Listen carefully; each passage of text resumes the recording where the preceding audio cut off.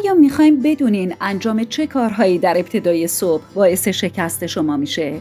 تو این ویدیو درباره 7 کاری که انجام دادنش در همون ابتدای صبح باعث شکست میشه صحبت میکنیم که آخرین مورد کاریه که همه ما به طور روتین و همیشگی انجامش میدیم. کاری که ممکنه به نظر ساده و بی اهمیت بیان، اما در واقع میتونن تأثیر زیادی بر موفقیت ما در طول روز داشته باشن. پس تا انتهای این ویدیو رو تماشا کنین تا بدونین که چطور روز خودتون رو با موفقیت شروع کنین. مورد شماره 1، به تعویق انداختن بیدار شدن. یکی از بزرگترین اشتباهاتی که ما موقع صبح انجام میدیم به تعویق انداختن بیدار شدنمونه. وقتی دیر از خواب بیدار میشیم، خودمون رو کل روز عقب میندازیم و احساس استرس و اضطراب میکنیم. این میتونه به معنای از دست دادن فرصت‌ها برای انجام کارهای مهم یا لذت بردن از فعالیت‌هایی باشه که دوست داریم. به تعویق انداختن زمان بیداری باعث افزایش استرس میشه و این میتونه به دلیل احساس عجله برای انجام کارها یا نگرانی درباره انجام نشدن کارهای مهم باشه. وقتی دیر بیدار میشیم، احساس خستگی و کسالت میکنیم و این موضوع تمرکز و بهره‌وری ما رو در طول روز کاهش میده. پس سعی کنید هر روز در 1 ساعت مشخص از خواب بیدار بشید، حتی در روزهای تعطیل و آخر هفته ها. این کار به شما کمک میکنه تا ریتم شبانه روزی بدنتون رو تنظیم بکنید و در طول روز انرژی بیشتری داشته باشید. خواب مهمه، خیلی هم مهمه، اما زیاد خوابیدن یا به تعویق انداختن زمان بیدار شدنتون هم میتونه مشکل ساز باشه. اگر بیش از 8 ساعت در شب بخوابید، ممکنه در طول روز احساس خستگی و کسالت بکنید.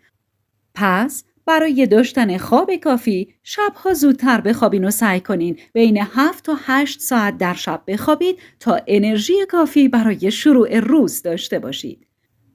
مورد شماره 2، نادیده گرفتن صبحانه. هممون شنیدیم که صبحانه مهمترین وعده غذایی روزه. وقتی صبحانه نمیخوریم، سطح انرژیمون پایین میاد و احتمال اینکه مرتکب اشتباه بشیم خیلی بیشتر میشه. پس سعی کنیم صبحانه سالم و مغذی بخوریم که شامل پروتئین، فیبر و کربوهیدرات‌های پیچیده باشه. کربوهیدرات‌های پیچیده چیه؟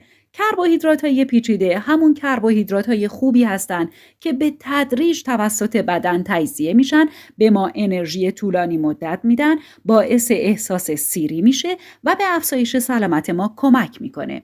مثل جو 2 سر، حبوبات، سبزیجات، سیب، موز و سایر مواردی که میتونید با یه جستجوی ساده پیداشون بکنید.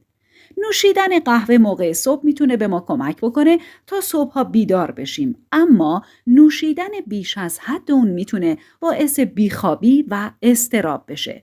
به هر حال نخوردن صبحانه و یا خوردن غذاهای ناسالم در صبح باعث کاهش انرژی و عملکرد مغز و تأخیر در تصمیم گیری میشه که خودش یکی دیگه از عوامل شکست و مورد شماره 3 محسوب میشه.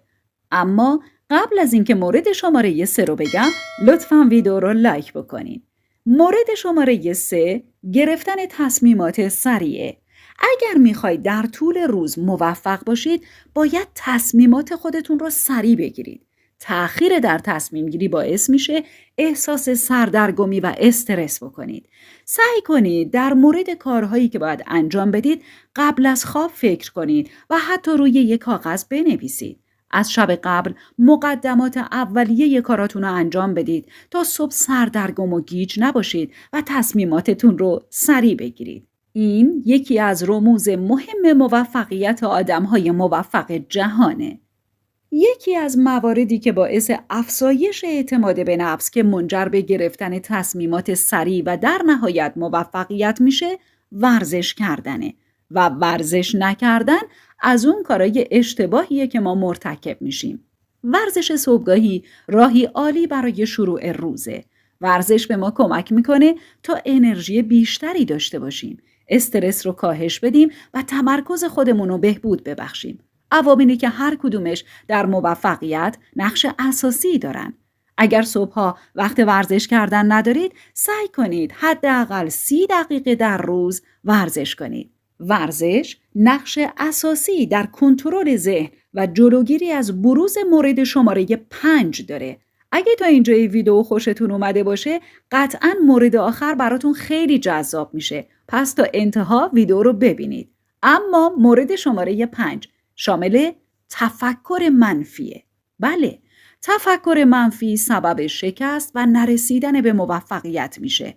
اگه صبحا با ذهنی منفی از خواب بیدار بشید روز خوبی نخواهید داشت. سعی بکنید صبحها به چیزهای مثبت فکر کنید و روی اهداف خودتون تمرکز کنید. مورد شماره 6 که باعث شکستمون در طول روز میشه انجام کارهای متعدده. انجام چند تا کار به طور همزمان کارایی ما رو کاهش میده و احتمال اشتباه ما رو افزایش. پس سعی بکنید در طول روز روی یک کار تمرکز کنید و تا زمانی که اون کار رو به پایان نرسوندید به سراغ کار دیگری نرید. اما قبل از اینکه مورد آخر رو براتون بگم لطفاً توی کامنت بنویسید که شما کدوم یک از این موارد گفته شده رو انجام میدید. و اما مورد شماره 7 و آخر، بررسی ایمیل و شبکه‌های اجتماعی. اولین کاری که صبح انجام میدید نباید چک کردن ایمیل ها و شبکه‌های اجتماعی و پیام ها باشه. این کار باعث میشه که ذهن شما درگیر بشه و نتونید روی کارهای مهم خودتون تمرکز کنید. سعی کنید بعد از صبحانه ایمیل ها و پست ها و پیام های ضروریتون رو چک کنید. اولین کاری که باید صبحها انجام بدید اینه که از دنیای دیجیتال فاصله بگیرید. بررسی ایمیل و شبکه‌های اجتماعی میتونه شما رو به سرعت تحت تاثیر اخبار منفی قرار بده و باعث بشه احساس استرس و اضطراب بکنید. این کار موجب اختلال در موارد گفته شده و بروز مشکلات جدی میشه که شکست ما رو در طول روز تضمین میکنه. با اجتناب از این 7 کار میتونید شانس موفقیت خودتون رو در طول روز افزایش بدید. اما اگر فکر میکنین که نمیتونین بر تنبلی هاتون غلبه کنین، حتما ویدئوی بعدی ما رو هم ببینید.